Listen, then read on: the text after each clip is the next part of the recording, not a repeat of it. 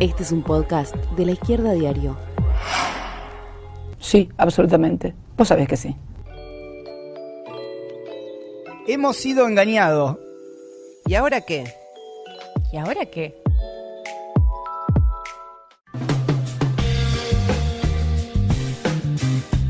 Bienvenidos a este nuevo episodio de Hemos sido engañados. ¿Y ahora qué? Yo soy Leo Méndola. Yo soy Jessica Alcaño. Y hoy estamos dando inicio así a este episodio, el episodio 09, que viene con toda la data y toda la actualidad, porque vamos a tratar obviamente un tema que está transcurriendo en estos momentos. Vos sabés que sí, Leo. Y para presentar este episodio, vamos a arrancar con un audio, si te parece. Pero les vamos a pedir del otro lado, a las y los que están escuchando, que mientras pase el audio, piensen cuándo se pronunció este discurso.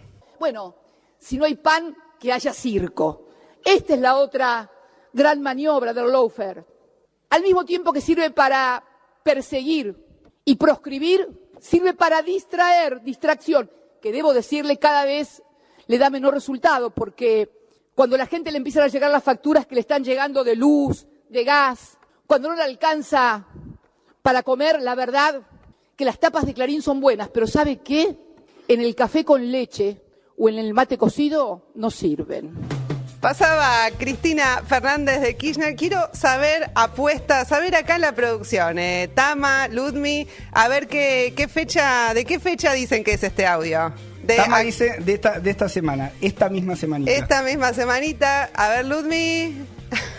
El mate cocido de los 90. Que puede ser un discurso de los 90, igual no sé si hay registros de aquellos discursos de Cristina. ¿De cuándo es este discurso? ¿De cuándo es? Del 24 de agosto del 2018, una sesión en el Senado, gobierno de Mauricio Macri. Y bueno, efectivamente tiene varias similitudes porque la vicepresidenta viene denunciando el problema de la persecución política de la justicia. Ahora, este año se olvidó de la parte de las maniobras distractivas sobre el ajuste, las boletas de luz, de gas, que bueno... Sí, todo un hallazgo este archivo, lo podríamos llamar Cristina Fernández contra Cristina Fernández, una cosa así. Hay elementos, así, ¿no?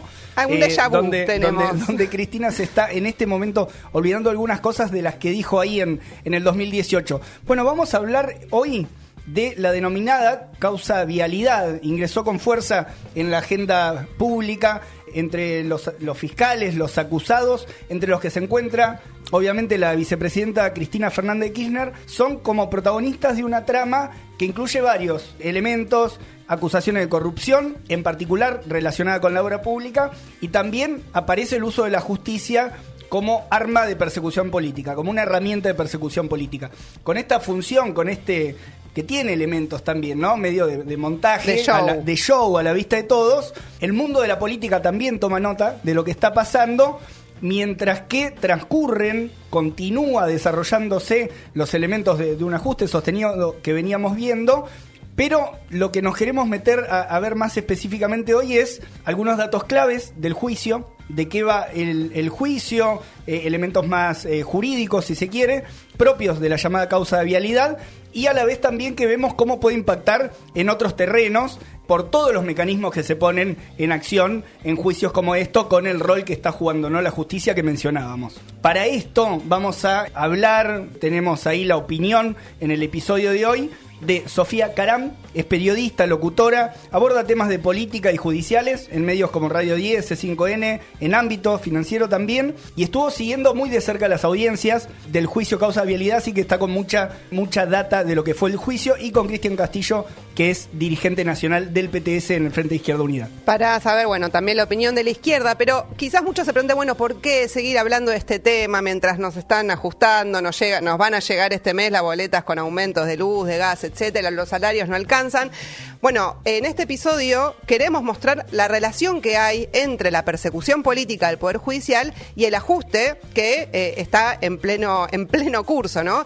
Y que eso sí nos afecta a las mayorías, y es algo de lo que no se está hablando mucho de esta relación. Entonces, hoy queremos meternos en este tema y tratar de desentrañar cómo es esa relación. Vamos arrancando.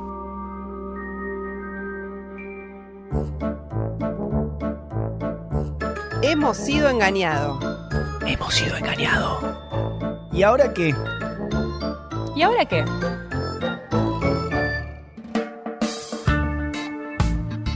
Bueno, ahora sí vamos con la primera parte de este episodio para ver mejor algunos elementos de la causa, y para eso le preguntamos a Sofía Caram en qué elementos se basan los fiscales de la causa para sostener que hubo prácticas de corrupción, específicamente las ligadas a la obra pública en la provincia de Santa Cruz.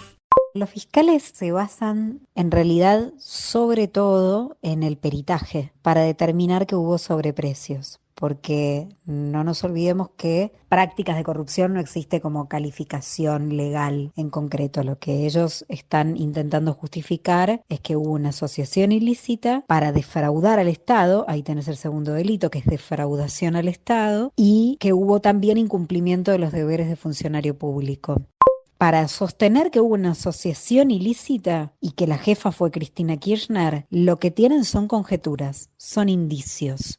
Por eso usaron la prueba del celular de José López, que fue incorporada a último momento, porque en realidad no tuvieron ningún testigo que nombrara a Cristina Kirchner y que hablara o que diera algún tipo de material concreto para fortalecer la idea de la existencia de la asociación ilícita. Ellos dicen que hubo una asociación ilícita, primero, porque se organizaron todos los funcionarios que están imputados para beneficiar a Lázaro Báez, y que Austral Construcciones fue una empresa creada para defraudar al Estado, no para hacer obra pública. La comitente en este caso fue la provincia de Santa Cruz. Los fondos los puso Nación, pero la comitente y la que controlaba a las obras era la Dirección de Vialidad de la provincia de Santa Cruz, conocida como el Distrito 23.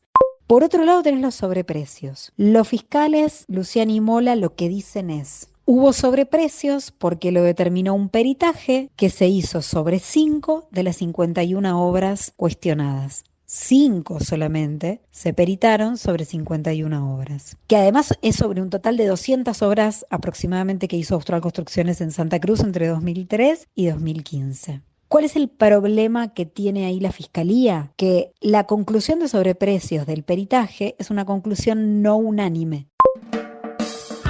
Bueno, acá ya encontramos varios elementos que dan forma, que son parte de la causa, y quizás alertar sobre algo que vamos a ir desarrollando a lo largo del episodio, que por un lado se puede pensar en la responsabilidad judicial. Muchas de estas definiciones que plantea Sofía Caram sobre las dificultades también de las pruebas que están planteadas para acusar, en este caso la principal acusada no es Cristina Fernández Kirchner, hay otros acusados en la causa, pero es Cristina Fernández. Por un lado, la posible debilidad de los argumentos desde el punto de vista judicial, pero por otro lado también se puede enfocar o tener una mirada desde el punto de vista de la responsabilidad política que tienen los actores que están apuntados ahí en la causa, y sobre los cuales hay elementos más verificables, ¿no? Por ejemplo, la continuidad de José López, funcionario al frente de obras públicas durante el gobierno de Cristina Fernández, la meteórica carrera empresarial de Lázaro Báez, tienen que ver y apuntan un poco más a eso, donde Cristina Fernández efectivamente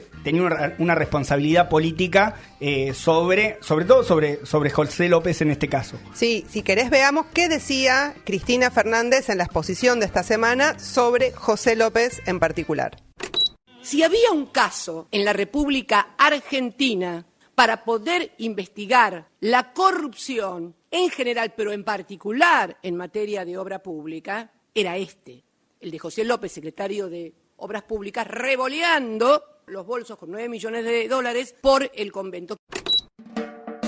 ¿Quién es José López? ¿No? Porque acá parece como que habla de un funcionario, Cristina, como si fuese ajeno a su gobierno. Bueno, efectivamente fue secretario de Obras Públicas, no solo en los 8 años de gobierno de Cristina Fernández, sino también en los 4 de Néstor Kirchner. Esa imagen que muchos recordaremos, que se lo veía revoleando los bolsos, como dice, no solo tenía $9.000 millones, también tenía otros montos en euros, en yuanes, en otras monedas. Se le encontraron relojes y hasta tenía una ametralladora este señor.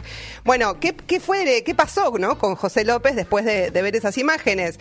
Estuvo 5 años preso, salió pagando una fianza de más de 14 millones de pesos y después fue testigo protegido en otra causa, que es la causa de los cuadernos, que también es sobre corrupción en la obra pública. Después, bueno, tiene otras causas, ¿no? Está siendo investigado en otra por la del soterramiento del ferrocarril Sarmiento, que, bueno, ahí también hay sospechas de coimas. Bueno, acá un agregado desde el punto de vista de cómo se expresó en la causa y de también una forma o una opción que tomó Cristina Fernández a lo largo, en la última parte, también en su alocución posterior a los alegatos de la Fiscalía, cuando no la dejan declarar, que fue también este intento de pegar a José López a la oposición.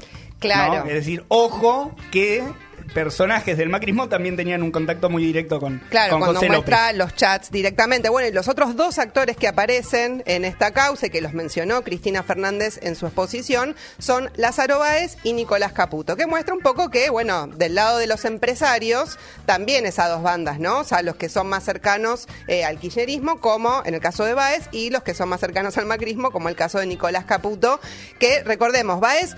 Hay un problema ahí, ¿no? Porque es un tipo, un empresario que es el creador de Austral Construcciones, que está en esta causa que mencionaba Sofía Caram, que pasó de ser bancario a tener una fortuna enorme, propiedades por toda la provincia de Santa Cruz. De hecho, también hay que recordar que no solamente obtuvo licitaciones bajo el gobierno de Néstor y Cristina Fernández, sino también bajo el macrismo. Bajo el macrismo, Lázaro Báez también hizo negocios en las licitaciones de la obra pública. Y después, por otro lado, está Nicolás Caputo, amigo de la vida de Mauricio Macri, ex dueño de una constructora que se ha quedado también con muchas de las licitaciones donde están involucradas en esta causa y que mostró un poco la vicepresidenta. Sí, en el caso de Caputo, además es un personaje que se metió en el negocio de la energía, así que es alguien que fue beneficiado también por esa vía, ¿no? Claro. Recuerdan aquel momento del gran tarifazo del macrismo, donde las tarifas pasaron estratosféricamente, se fueron para arriba, un tarifazo muy grande, y después se sigue beneficiando de los tarifazos posteriores, ¿no? Este señor. Pero bueno, es cierto que aparece a lo largo de toda la causa, y es parte del debate que está, la relación entre lo público y lo privado, en este caso un sector muy, muy particular de empresarios que además exceden a la grieta. Claro. Quedan con relación a los dos lados de la grieta. Bueno, hasta acá lo de esta definición de algunos de los actores que aparecen en el juicio, pero queríamos ver también cuáles eran las palabras del fiscal Luciani solicitando la pena para los acusados. En función de todo lo expuesto, esta parte solicita se condene a Cristina Elizabeth Fernández a la pena de 12 años de prisión, inhabilitación especial perpetua para ejercer cargos públicos, accesorias legales y el pago de las costas por considerarla autora penalmente responsable de los delitos de asociación ilícita agravada por su calidad de jefa y de administración fraudulenta agravada por haber sido cometida en perjuicio de una administración pública. Bueno, ese es el pedido de la Fiscalía, bien, del fiscal Luciani. A Sofía Caram, ligado a esto, pensando un poco en esto, le preguntamos cómo define la táctica que llevó adelante la Fiscalía. Lo que vimos en estos 3 años de juicio es que ni siquiera los testigos de la propia Fiscalía fortalecían los ejes de la acusación. Ninguno pudo nombrar a Cristina Kirchner. El único que habló sobre precios fue el testigo Leonardo Fariña, que lo tuvo que hacer sin juramento de decir verdad, porque está imputado en una causa conexa con los imputados que además son conexos. ¿Cómo dijo Fariña que había sobreprecios? Porque me lo contaron, me lo contó alguien que se lo contaron. Y todas personas ya fallecidas. Imposible de comprobar. La Fiscalía, como vio que durante estos 3 años no tuvo testimonios de peso, más bien fueron endebles y fueron testimonios propuestos por la Fiscalía que terminaron siendo capitalizados por las defensas, lo que hizo fue buscar prueba en otros expedientes. Y ahí es donde llega el celular de José López. López era la primera ventanilla a la que iban a reclamar los empresarios que les paguen los certificados y demás. Y además lo que hacen es esbozar que hubo reuniones, que hubo una reunión de Báez en Olivos. Por eso es que Cristina en su defensa pública el otro día dice, Mañeto venía todos los días a Olivos a reunirse. O sea, habla de una asiduidad de relaciones entre los empresarios y el poder, y sobre todo empresarios que trabajan con obra pública, ¿no? ¿Qué es lo que hace? Y acá voy al punto. Hace conjeturas, o sea, hace un cúmulo de indicios para decir que Báez estaba asociado con Néstor y Cristina Kirchner para defraudar al Estado. Son delitos los que se están investigando en este expediente, dolosos. Lo que tienen que hacer los fiscales es comprobar el dolo. Eso no está probado en esta causa, no está probado en el expediente. Yo creo que sí, por ejemplo, se probó que los controles eran laxos. Ahí veo más compleja la situación de los funcionarios de Santa Cruz. Por eso es que tal vez incumplimiento de los deberes es uno de los delitos que más tal vez tengan elementos probatorios los fiscales para imputar o para conseguir las penas. Asociación ilícita y que sea la jefa Cristina, desde ya te digo que no, que hay muy poquito, y sobreprecios recontra discutido. Es interesante acá, Sofía Caram recuerda lo que dijo Cristina Fernández sobre las reuniones que mantienen funcionarios importantes del Estado, el propio Néstor Kirchner, con empresarios. Mencionó a Manieto cuando fue la fusión, que fue un negocio espectacular, de Multicanal y Cablevisión. Eso es para decir que no está mal. Claro, que no es delito. Que la política no se junte eso. con empresarios. Claro, exactamente. Y un poco la estrategia quizás de Cristina con la exposición fue decir, bueno, chanchullos tienen todos, o sea, si me van a decir a mí que yo estoy involucrada en hechos de corrupción en la obra pública, veamos a otros, veamos a Nicolás Caputo, a Ángela Calcaterra, que es el primo de Macri, ex titular de IEXA, que era la constructora del propio grupo Macri antes. Entonces, digo, hay hechos de corrupción, digamos, de hecho se acuñó un término en la Argentina que es la patria contratista, o sea, porque el problema de la corrupción en la obra pública data de muchos años, o sea, la dictadura militar fue emblema, el grupo Macri, de hecho, nació y surgió y se hizo muy millonario a partir de verse favorecido por licitaciones de la obra pública.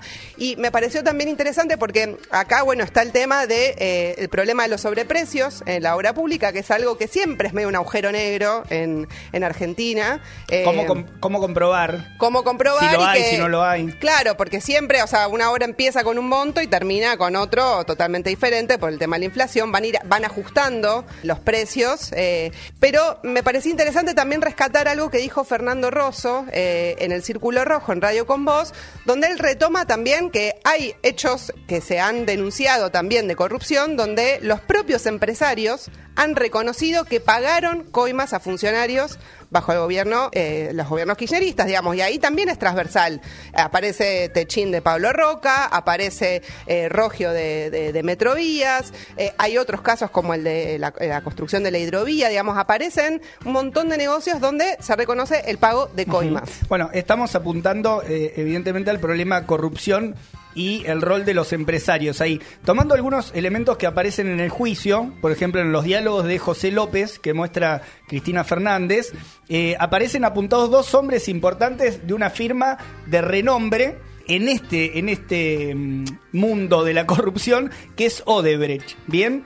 Que además estas dos personas que aparecen mencionados, además de otras tareas que podían jugar en la empresa, aparecen apuntados como podríamos decir, entre comillas, los coimeros oficiales de la empresa. O sea, estaban dedicados a ir a ponerle la plata a los funcionarios del gobierno, en ese caso, bajo el gobierno de Cristina del 2016, y ejecutaban esos pagos ilegales, y eso fue declarado ante la justicia en Brasil. O sea, una empresa muy grande, ¿no? Recordamos, Odebrecht es una constructora brasileña que estuvo implicada en eso, en uno de los casos de corrupción más grande de los últimos tiempos, hasta las manos, todos quedaron ahí, pero bueno, habla también un poco de esta relación entre empresa y Estado y estos negocios, donde en este caso se identifica una práctica corrupta muy claramente, ¿no? Está declarado todo. Hay otros casos que son más grises, como los que mencionabas, donde, bueno, está el tema de los sobreprecios, no se sabe, no se termina conociendo si se pagó de más, si se pagó de menos, pero sí hay casos que quedan más firmes, ¿no? Más evidentemente hay ahí un elemento de corrupción para definir.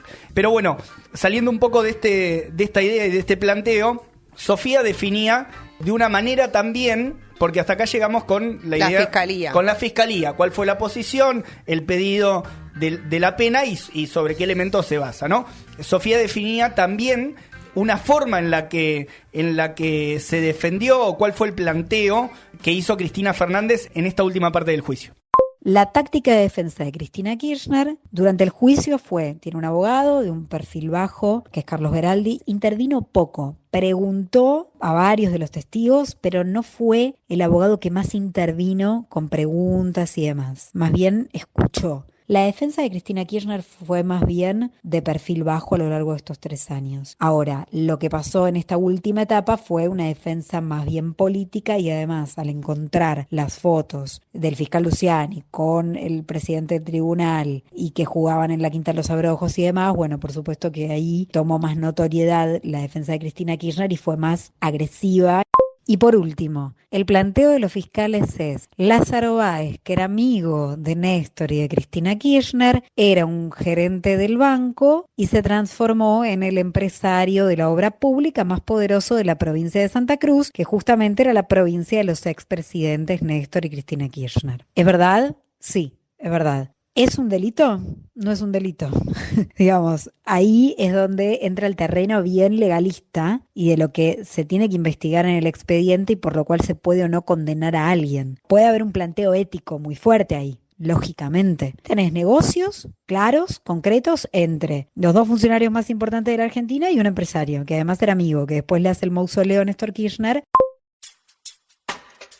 Bueno, es interesante ver un poco también de lo que planteamos desde la izquierda, que quien se mete en la obra pública bajo el sistema capitalista termina ensuciado o en el lodo de la corrupción. Es algo bastante intrínseco al funcionamiento del Estado, tal cual lo conocemos hoy. Pero quería señalar 2 elementos de este planteo de la defensa. Por un lado, el rol de la justicia, ¿no? Porque, bueno, ahí mencionaba Sofía Caram todas las fotos que salieron de las relaciones de los jueces, fiscales, etcétera, que van a jugar al fútbol a Los Abrojos, la quinta de Mauricio Macri, el expresidente, que han ido a jugar al pádel a Olivos, digamos, cosas que fueron comprobadas. Entonces, acá se ve un poco el rol de la justicia direccionado y que no es imparcial la justicia, ¿no? O sea, el otro día escuchaba a Miriam Bregman que decía, bueno, imagínate si en algún eventual caso Mauricio Macri es sentado en el banquillo de los acusados y el juez y los fiscales son del Instituto Patria. ¿Vos pensarías que va a ser una causa? Claro, que... haciendo el ejercicio de invertir un poco los actores para pensar cómo juegan. Claro, ahí. Tiene ese aspecto que es bastante escandaloso de cómo fue armada la causa y cómo actúan, digamos, la relación, ¿no? También de los jueces fiscales con un sector de la política y que por eso también buscan recortar una parte de la corrupción para dirigirla contra sus opositores políticos, en este caso el peronismo. Y después creo que es importante, después lo vamos a retomar, pero la figura de asociación ilícita, que si bien, bueno, Sofía Caram nos aportó incluso mucha más información también sobre esta causa, pueden seguir sus notas en Ámbito, digamos, donde ya viene siguiendo todo el juicio, pero el problema de la figura de asociación ilícita es que ya tiene su origen fue pensado para perseguir anarquistas y comunistas a principios del siglo XX.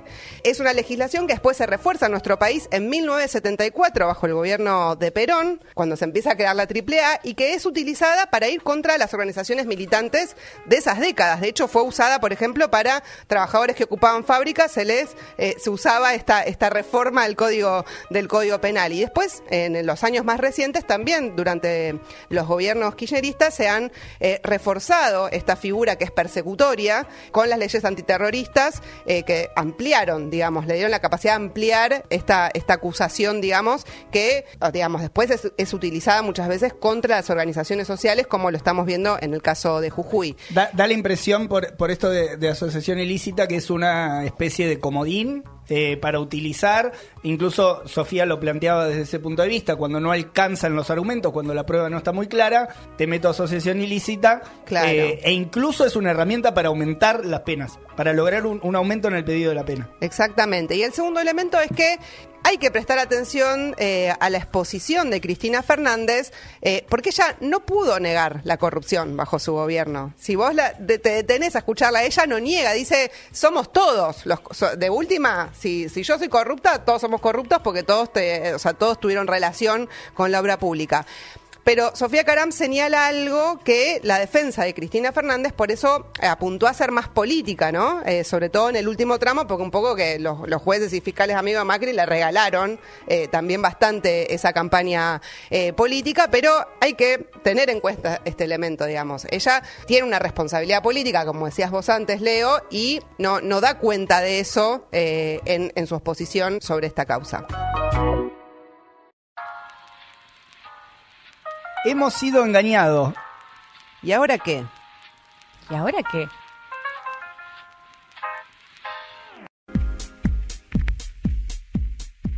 Bueno, saliendo ya de lo específico de la causa, vamos a ir analizando algunos elementos más generales y para eso le preguntamos a Cristian Castillo a ver qué visión tenía sobre cómo entra la causa vialidad en un marco más general.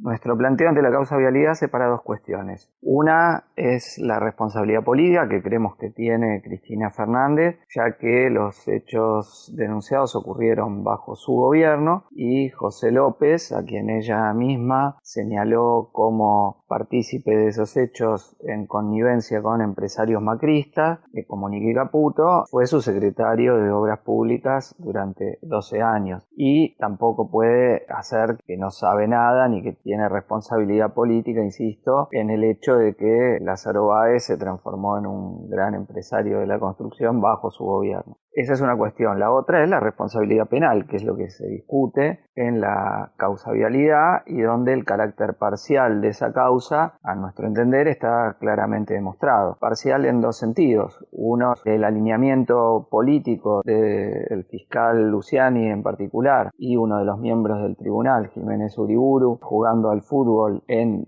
la Quinta Los Abrojos de Macri, y ni hablar los de casación que iban a jugar al pádel supuestamente a la Quinta de Olivos, lo cual hace, insisto, parcial el tribunal que interviene, al fiscal y al tribunal.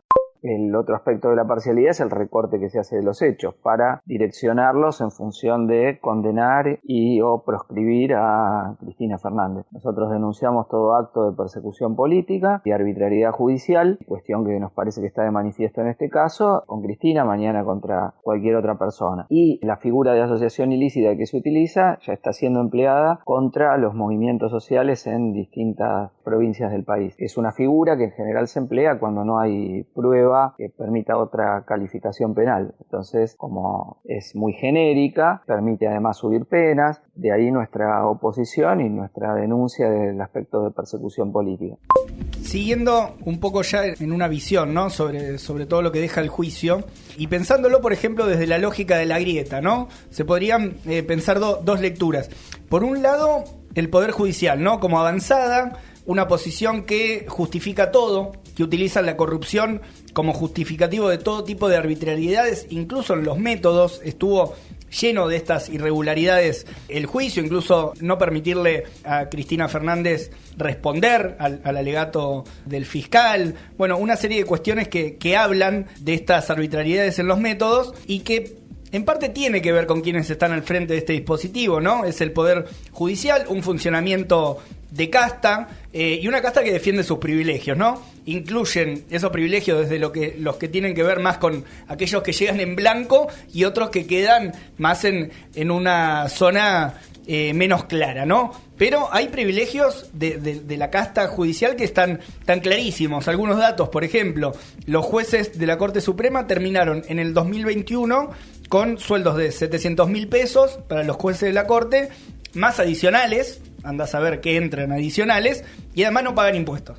O sea, tienen la ventaja de no pagar impuestos. Un juez de Cámara que cobra 600.000 pesos o un miembro del Consejo de la Magistratura también entre 800.000 y 1.200.000 pesos. O sea, hay ahí algo muy concreto, muy material para defender, más todo lo que trae aparejado la relación tan cercana con el poder político que siempre... Viven como los grandes empresarios, digamos, se codean y viven como ellos. Total, bueno, ha habido incluso grandes ejemplos, ¿no? de jueces que que incluso son las revistas de la farándula, bueno, todo ese mundo de los empresarios, del poder, donde la casta judicial efectivamente tiene sus propios privilegios para defender. Claro.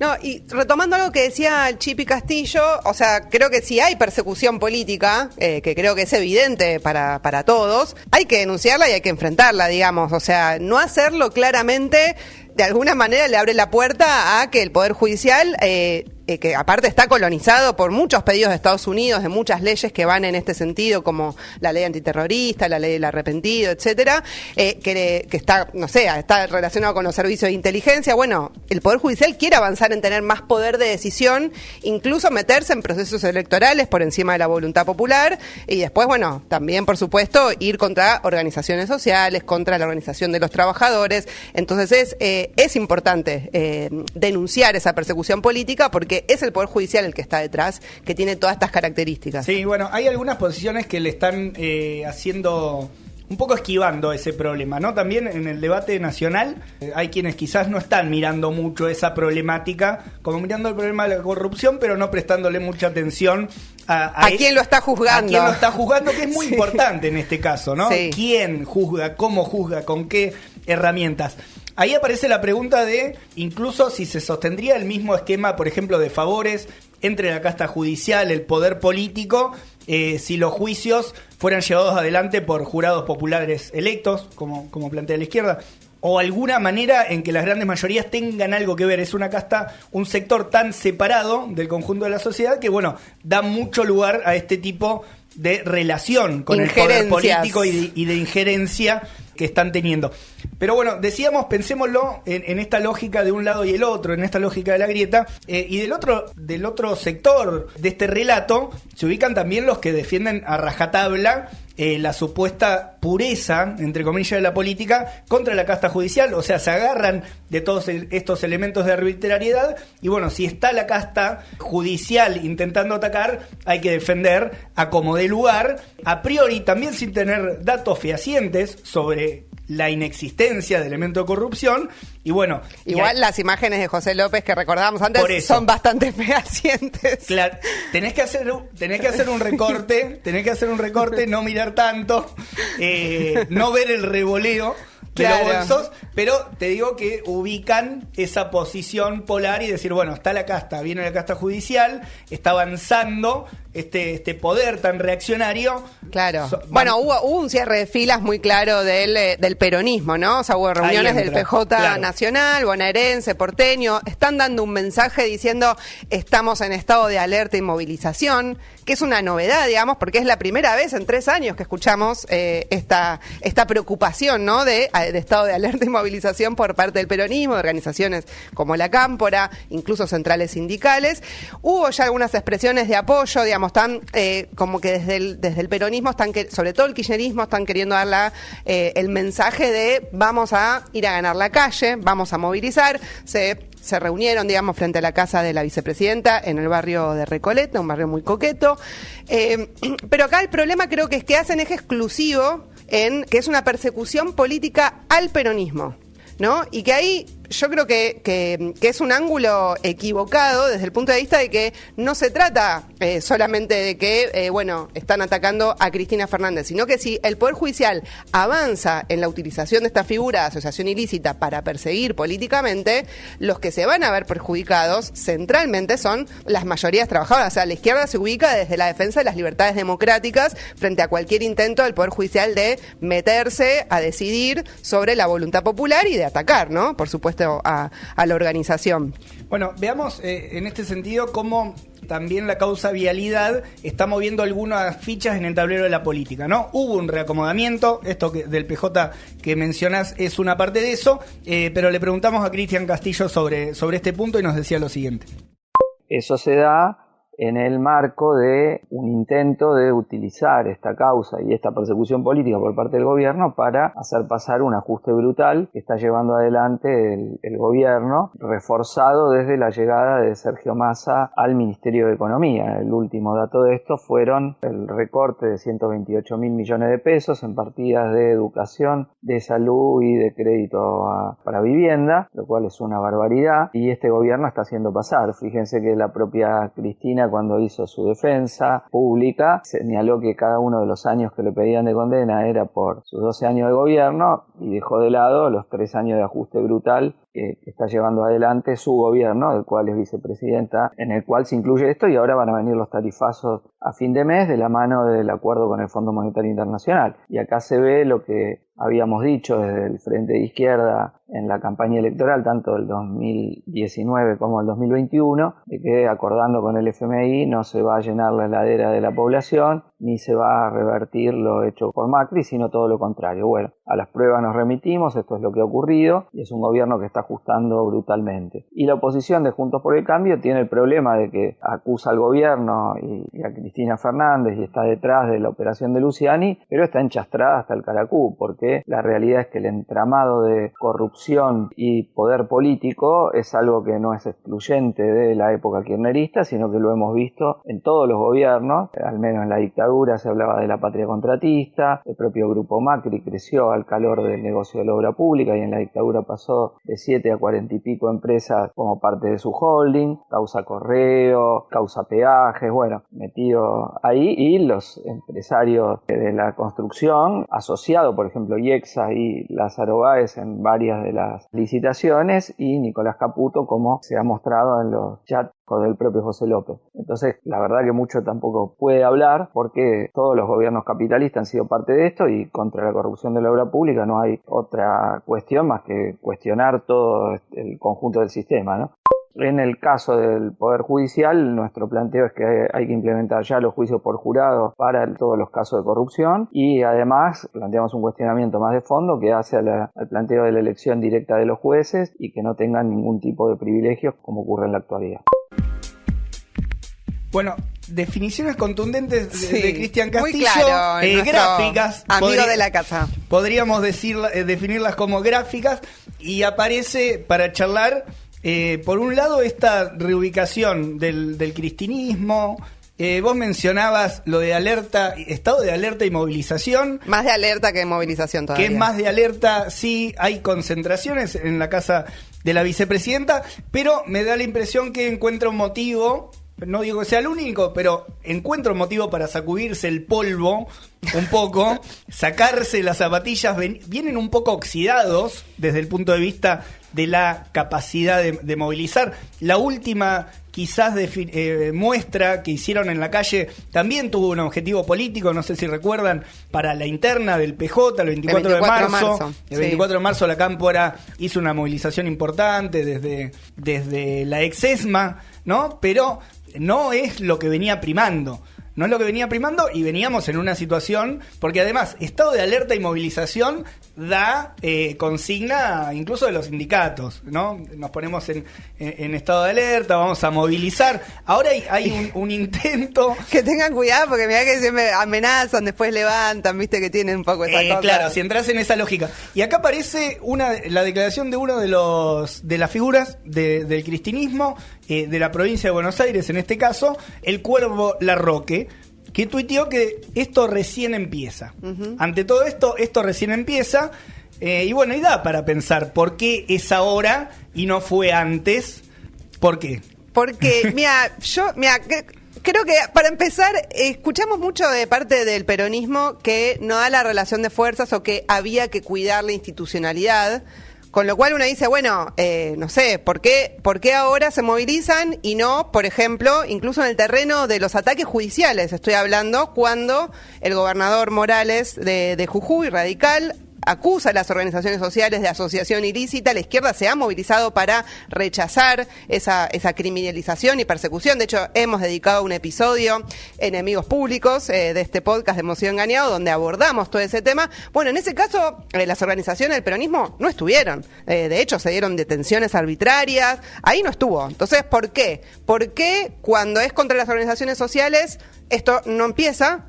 Y ahora que se trata de Cristina Fernández, porque además se trata de, digamos, por lo menos desde el punto de vista de la izquierda, de defender las libertades democráticas, se trata de enfrentar todos los ataques, no tener una doble vara, ¿no? Uh-huh. De algunos ataques enfrento y otros no. Sobre todo cuando aparece el mismo actor, en este caso es el actor también es ese sector reaccionario, la justicia. Exactamente. Sectores que buscan descargar contra el pueblo, bueno. Y después en el terreno también del ajuste, ¿no? Escuchábamos al inicio de este episodio hablar a Cristina Fernández en el 2018 de que todas estas causas eran maniobras distractivas para hacer un ajuste, tarifazo, etcétera. Bueno, ahora ¿por qué no hablan de ajuste? De hecho, la propia Cristina Fernández habla de sus 12 años de gobierno, etcétera, pero no habla de los 3 años en los que viene gobernando el Frente de Todos, donde hay un ajuste efectivamente, y no se movilizaron ni por el acuerdo con el FMI, ni para rechazarlo, como se hizo la izquierda.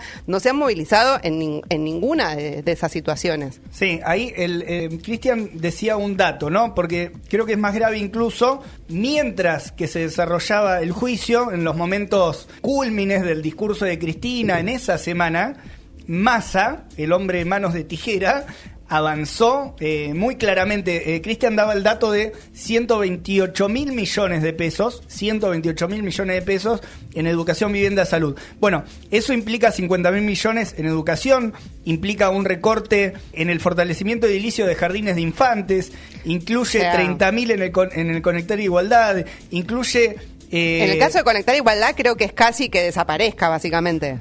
El programa. Probablemente, y el Procrear también. Entonces, mientras que se pone este estado de alerta de movilización, se prepara la gran movilización para defender a Cristina Fernández, todo esto está corriendo por un carril un poco alternativo, y es cierto que hubo un cambio notorio, al menos en esta disposición, ¿no? de un sector del kirchnerismo. A mí me da la impresión de que retoman un poco aquella impresión, ¿no? de una minoría intensa, como que están buscando un poco recomponer esa identidad, pero también hay que marcar esto, ¿no?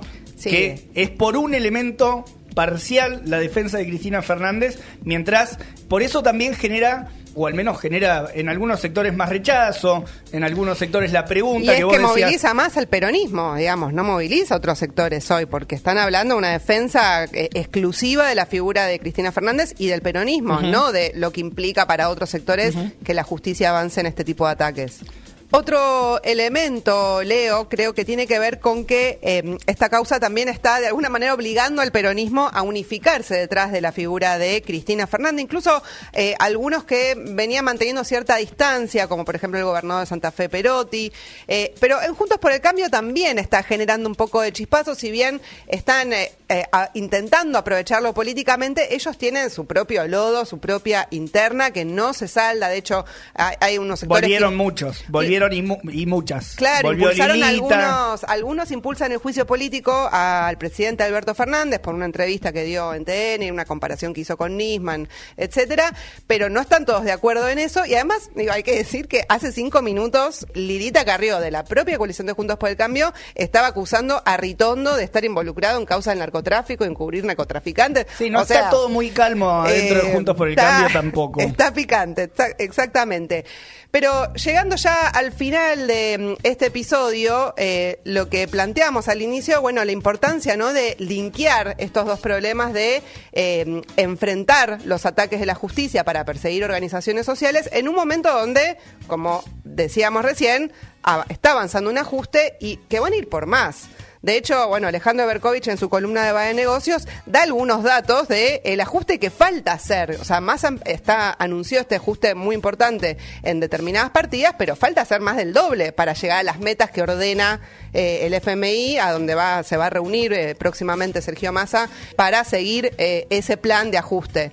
Entonces creo que es importante reforzar esta idea de la relación que hay. Si empieza a haber más descontento social, más organización, más resistencia en la calle, el Poder Judicial va a querer más atacar a esa organización y esa lucha, porque de última también digo, el ajuste es algo en el que vienen consensuando, no solo dentro del Frente de Todos, pero también Juntos por el Cambio está bastante de acuerdo en el camino que viene llevando adelante Sergio Massa. Sí, esto recién empieza, dice Larroque, en un sentido, y también puede ser que esté empezando recién en otro sentido. Hasta aquí, Jessy, entonces, nuestro episodio número 9 de Hemos sido engañados y ahora qué. Lo que le vamos a pedir a todos quienes nos están escuchando es que además de darle like al episodio, poner la campanita, las estrellitas para que aparezca ahí en Spotify y que todos nos puedan escuchar. También agregamos que estamos saliendo en YouTube. Esto sí. lo habíamos dicho, pero hay que Diario. recordarlo porque viste que hay preferencias. Vos sabés que sí. Hay preferencias entre las plataformas. Y nada, que también le hagan llegar este podcast a sus amigos, a sus amigas, a sus conocidos, a los que quieren saber cuál es la posición de la izquierda, también en este caso sobre lo que está pasando con la causa vialidad. Y nos vamos despidiendo. Le agradecemos, le damos un saludo también a toda nuestra producción, a Tamara Partica, a Nunú Carolina, a Ludmila Pons y a Federico Tomich. Y también y a todos los que nos agradecemos escuchan. a Sofía Caram y a Cristian Castillo por las opiniones en este episodio. Ahí está, nos vemos, nos escuchamos. Nos escuchamos la próxima.